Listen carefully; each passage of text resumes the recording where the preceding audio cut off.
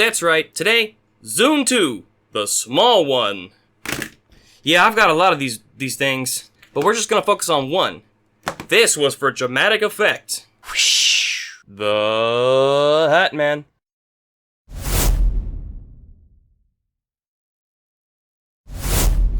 Yeah, so this video, I'm gonna go ahead and do a teardown of the Zune 2 Mini, otherwise known as the Zune Flash or the Z2F.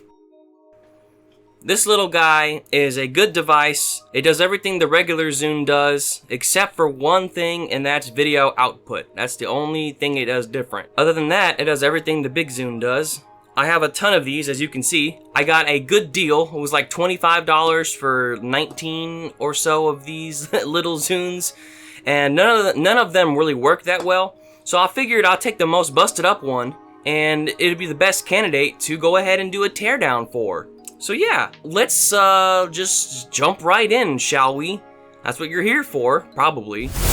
Okay, new camera angle. We're gonna get a little closer in. So when it comes to working on this thing, you're gonna need some tools. If I don't have them on camera, I'll have them listed, but you're gonna need at least this guitar pick type pry tool, this type of pry tool where you have this shape right here. This comes in the iFixit toolkit, so if you don't have something like this, you can just get a toolkit that has the toolbox plus tools. And then of course a screwdriver with the tri-wing shape, tri-wing 00. So first and foremost, you're going to want to get that guitar pick thing and put your tool right here on the edge of the faceplate and the antenna cover. And you're gonna want to rub with a little bit of force back and forth until you hear a click, and it should just pop off. Because basically you're just forcing this antenna cover to move backwards. So I'll do that again.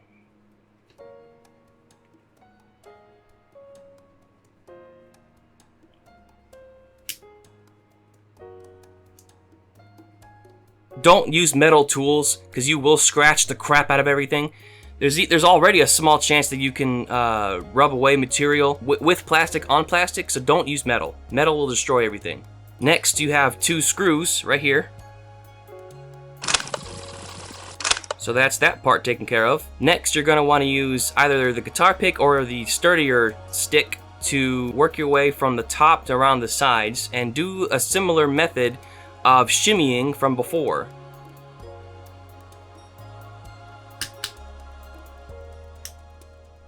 I'll do that again.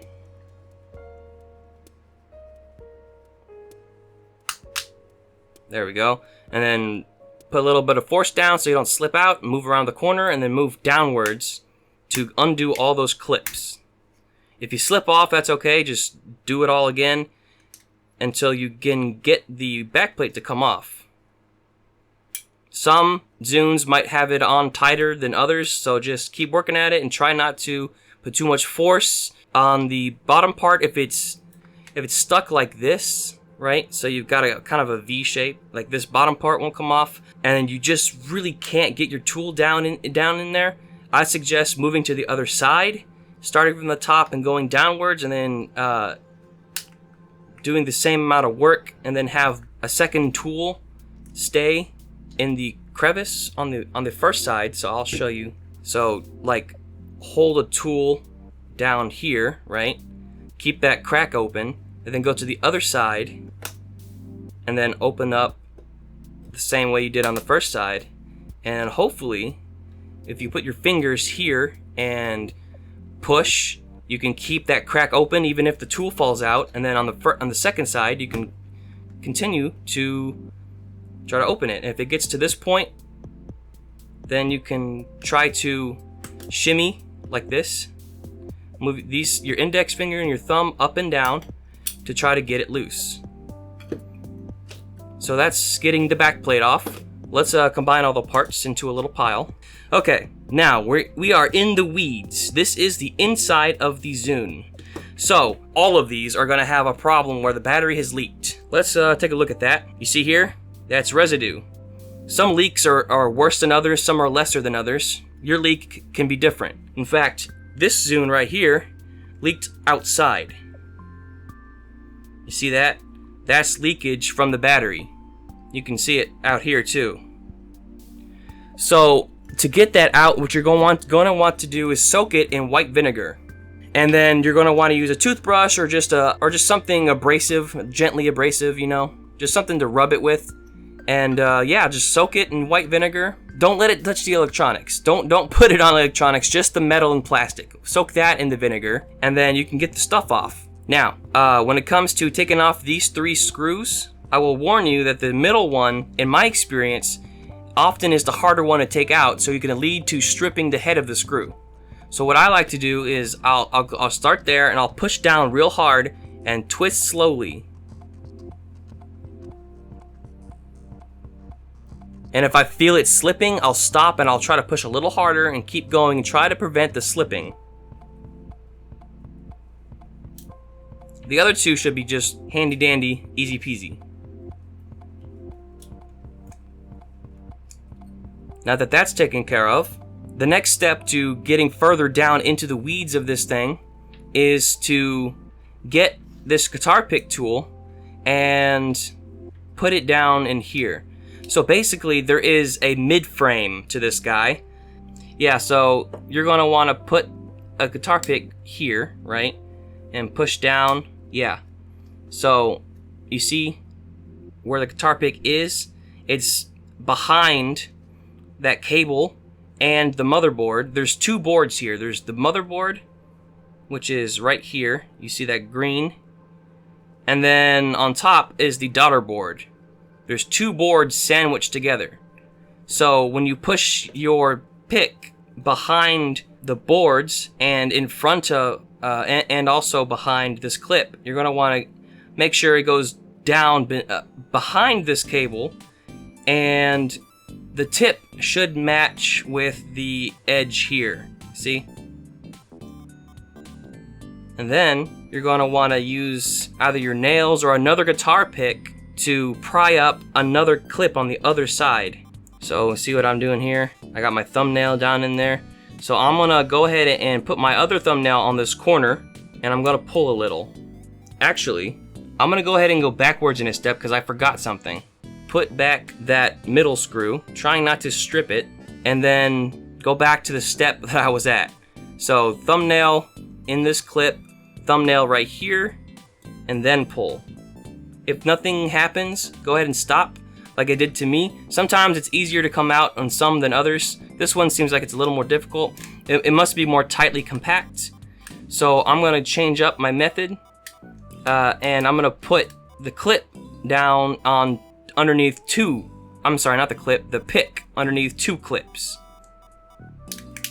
And oh, hey, that worked. Okay, so if you put this pick down in between 2 of the clips, it's possible to then pivot and pop up the whole mid-frame. Make sure you get it down to the bottom of the plastic, and then push and pivot. And there we go. Now you can wiggle left and right to try to get it to come out from the opposite end. If that doesn't work, like it's not working for me, you can, if I can get my pick back, just go ahead and hold on to the side that's free, and then put your pick down in here and try to pry those up too.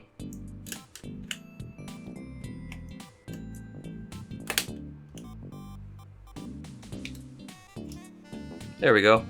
So now it's free. And here's the tricky part. So if you're just trying to repair your stuff, like unlike me, you're going to want to take care of the screen and then the lens. So right now, dust is your biggest enemy, because cleaning these things without the proper tools, in my experience, is a nightmare. So keeping dust and fingerprints out of the underside of the glass and then on the screen, it is such a pain. So put this downwards so that dust doesn't touch it from the top. And then with your screen, just try not to touch it. And if anything does get on it, you can probably use a shirt or something to just repeatedly try to brush away any stuff. Don't push too hard. Just try to gently brush away any debris. And then you're gonna hold it upside down, and then you're going to take out that middle screw from before, get a cloth, put it down, and then put the thing on the table to get a better hold on that screw. Push down real hard and twist slowly. And if I feel it slipping, I'll stop and I'll try to push a little harder and keep going and try to prevent the slipping. Don't do like this, because as you can see, it's bending. So don't do like me. I'm doing this because the Zune doesn't matter to me. Okay, so now that that is removed, you'll notice that this is free. There's a little piece of plastic right here that's holding it down. Just lift until it pops out of place. And then you can do this. Now be careful here. That cable right here is somewhat fragile. So if it breaks internally and invisibly, you will struggle to find a replacement. Now, you're going to use a pick or your fingernails or the stick to lift up these tabs.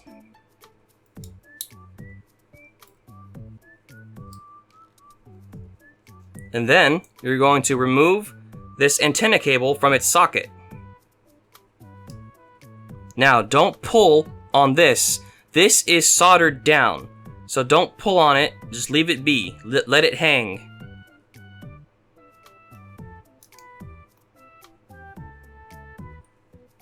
Now that we're at this point, we can go ahead and remove the antenna array with the hold switch. So like before, we're gonna do some slicing and dicing. So just work your pick underneath that plastic stuff and then work across from left to right, trying not to slip. And then you should be able to just pry it off. And there you have it.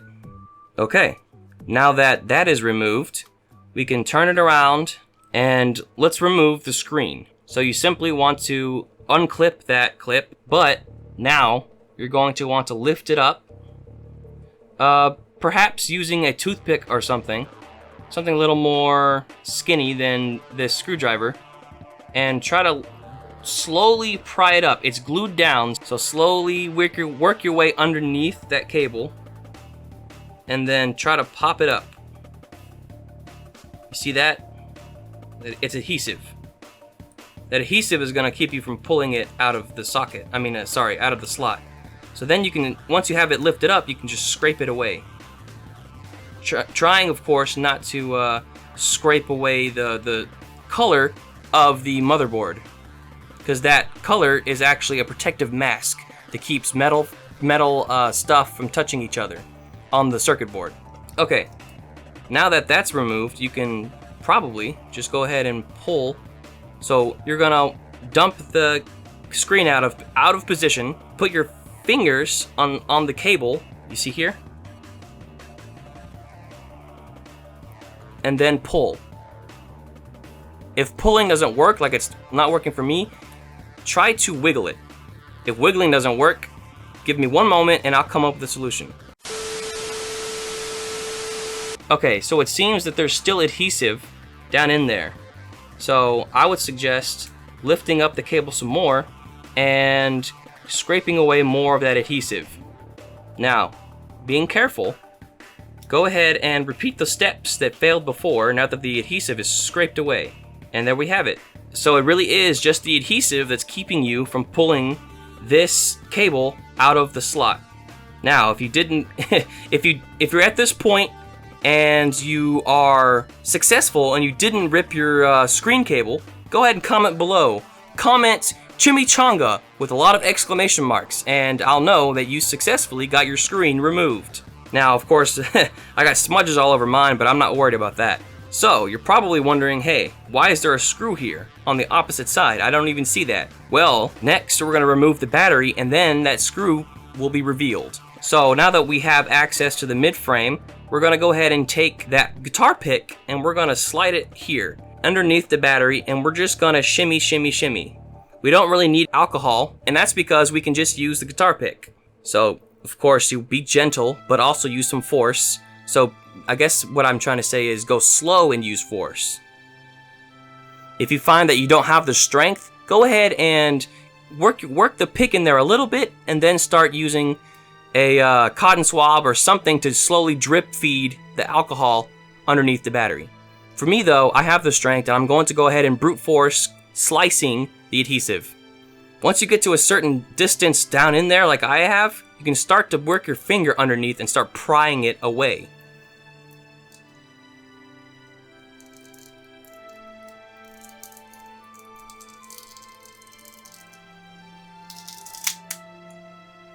And there we have it. The battery has been taken off. And that last final screw is revealed. That screw keeps the motherboard attached to the midframe.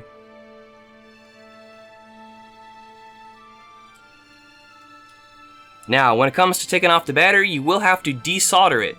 Since this is not necessary for the teardown, I won't be doing that, but you can check soldering tutorials to learn how to do basic soldering and then practice on some wires. Once you understand how to do the soldering, you can go ahead and unsolder these cables, keeping sure not to touch the red wire against anything else. Now, I think we can just use our fingers to pull these clips. This clip right here, and then this clip right here, pull them and then push from underneath. Yep. Yeah, push it, and then this tab right here is glued to it a little bit. You can just pry that away.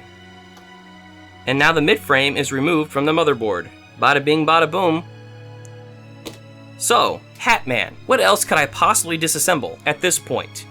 I'm glad you asked. So if you really wanted to, you could just rip this off, right? And then use really thin magnet wire to solder it back on later. I'm not going to do that, but that is an option. You can also desolder the antenna cable if you need to. Since it's possible, that means you can replace the cable if you rip it. You can also desolder any other component that you want, just as long as you have the skill and you know what you're doing.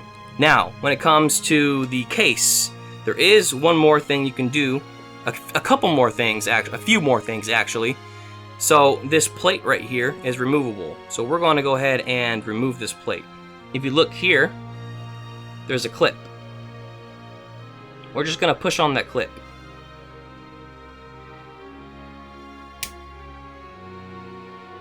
Oops, I have destroyed the clip. Okay, so if you successfully push on that clip, unlike me who destroyed it, you can pry away this bottom piece.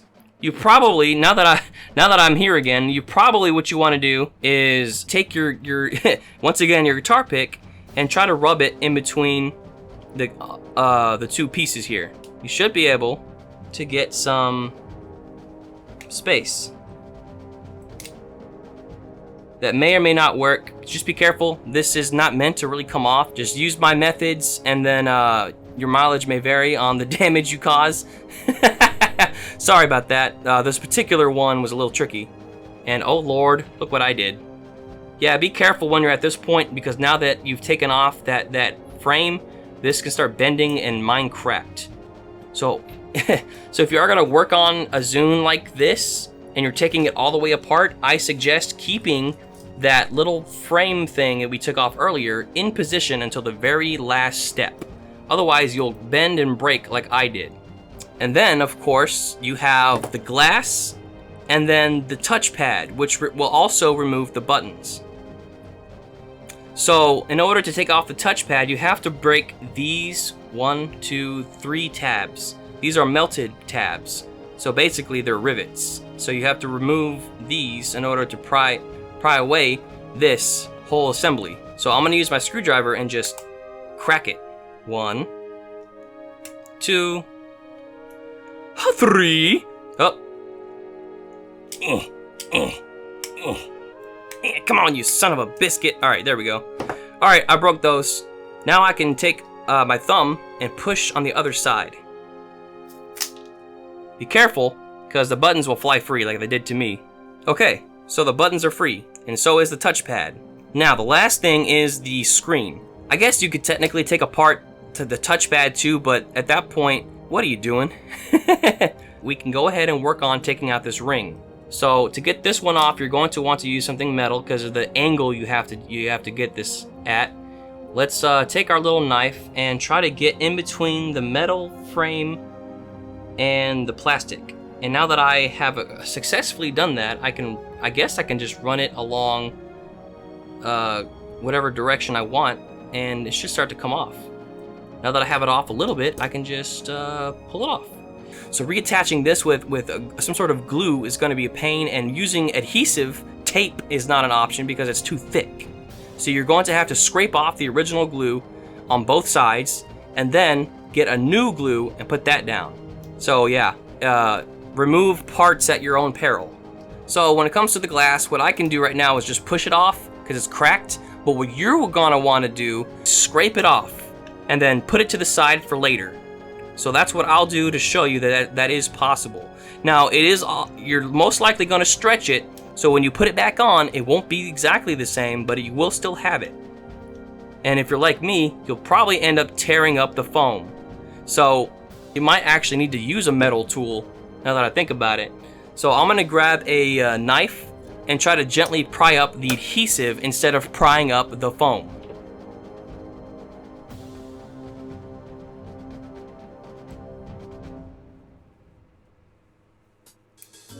Okay, my handy dandy knife got the adhesive free.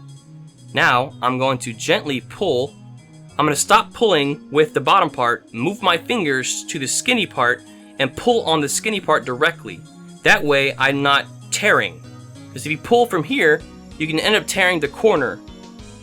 So I'm going to pull up a little bit on the other side, pull from the skinny part, and that should leave it to come free. So if you use a knife or something flat and metal, you can pry up this thing. And if you're gentle, you can prevent it from stretching like I did. So now that this has been removed, put it somewhere. I'm going to stick it to my little television over here and try to prevent dust and hairs from touching that adhesive so that it can still adhere to the Zune later. Now, what you're going to want to do is go ahead and pour in some some alcohol into the glass area. And you're going to want to let that soak for a little while. Okay, I've let it soak for about 30 seconds. May or may not be enough time, but what I'm going to go ahead and do now is try to work this pick underneath the plastic in between it and the glass. Seems to be working so far. I will show you evidence. See that? Now, I don't know how much the cracked glass is playing a part in this, but if you don't want to crack your own glass, be gentle and go slow. This glass was pre-cracked, so I'm not too worried.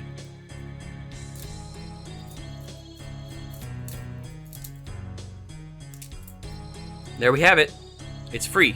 And yes, there is just adhesive tape keeping it together, so if you can source a very similar strong adhesive tape, you can reapply it later, or apply a new glass. Or if you're crazy, try to use the original tape, but I don't suggest that because you probably just destroyed a lot of the adhesive, and you may have cut it. So yeah, the glass is free now.